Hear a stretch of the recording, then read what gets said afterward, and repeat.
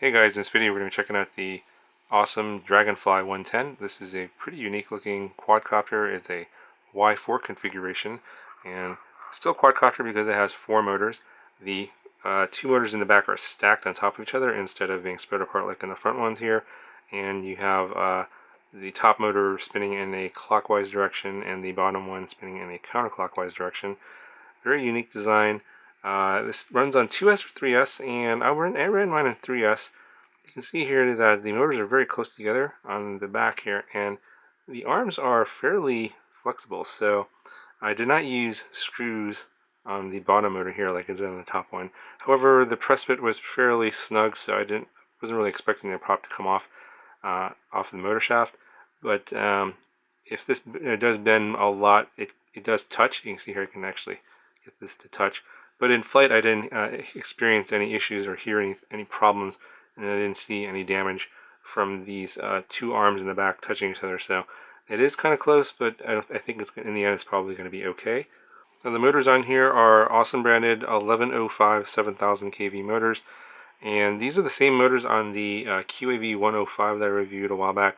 Actually, all the parts on that are the same except for the camera. I'll get to that in a second.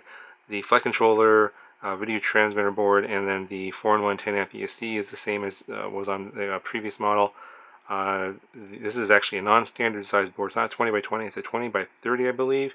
And the flight controller has, I think it's an Omnibus F3 along with a 25 milliwatt video transmitter, little micro FL connector here, and then the little antenna comes up like that. Works pretty well. This is a plug and play. It does not come with a receiver, so they do provide a little connector there that's support for the receiver, and I just soldered the wires that it came with to this little FlySky RX2A receiver. You can use obviously like an XM Plus or an XM receiver if you want. I just have the antenna zip tied or heat shrunk to a zip tie here for good reception, and never had any issues with reception. The camera on the QAV 105 was actually it was a Runcam Swift. I think it was a Swift 2. This one is a generic CCD camera, and it looks, it's the same case color, orange, but it's not the same camera. The quality is a little bit less than the Runcam Swift. You guys can judge for yourself whether you think the quality is any different. There's so many of these like generic micro CCD cameras out now, it's really hard to tell what's what anymore. So you guys can judge the video quality yourself. The side plates here do show up a little bit in the video. You can kind of see that, but it's not too bad. The props that they're using here are the Racer Star 2435 props, and I did try to put 2.5-inch props on here, and they won't fit because they'll jam up against this little connector here on the side. It's kind of unfortunate. I don't really like these props, and they don't hold up well in a crash. I crashed a few times, and they came with a bunch of these blue props, and I ended up breaking so much of them that I had to switch to some of these red props from a different model. Same prop, but just different color.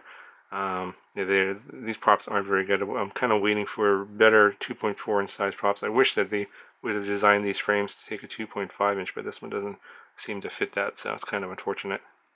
Okay, so the weight of this micro comes in at about 65 grams.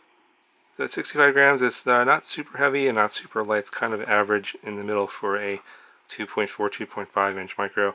And running it on 3S had no issues with power. I used this battery here. This is the GMB 450. And you see it comes with a JST connector, which works perfectly with this one, which comes with a JST connector. I did not switch the connector out. It seemed like there was no issue with just using a JST connector and supplying enough current to the ESCs and the motors that I didn't have any issues with power and no flips to death. So it does not come with a battery, by the way, so I will put a link in the description to this battery. This is the one I would recommend getting for this particular model. It worked pretty well for this model. Next, for the firmware and the tune, I left the firmware alone. I didn't flash anything in terms of updating the firmware, but I did have to change the PIDs because the stock PIDs were not very good, very loose on the yaw, so you had to really increase the yaw gain quite a bit. And well, anyway, I'll just throw my PIDs up on the screen, and then you guys can just copy those and see if those work for you.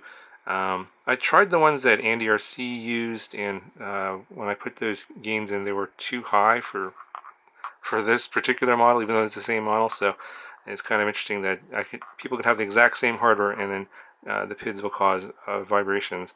I put his PIDs in, and it would shake like crazy, and so I had to lower the gains to get a reasonable tune. And so I'll just put my PIDs up on the screen. You guys can use them if you prefer.